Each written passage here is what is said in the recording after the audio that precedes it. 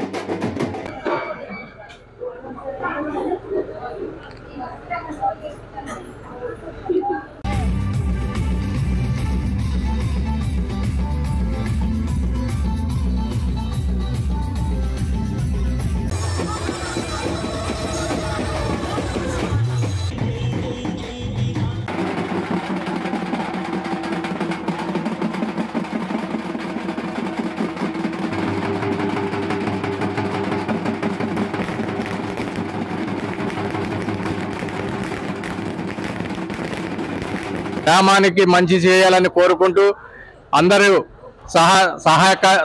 సహాయ సహకారాలతో అందరూ ఎంతో ఆ గుడిని అభివృద్ధి చేస్తూ, అలాగే ప్రతి సంవత్సరం కూడా ఎంతో ఇందుగా ఈ ఉత్సవాలు చేస్తూ ప్రతి ఒక్కరూ సహకరించిన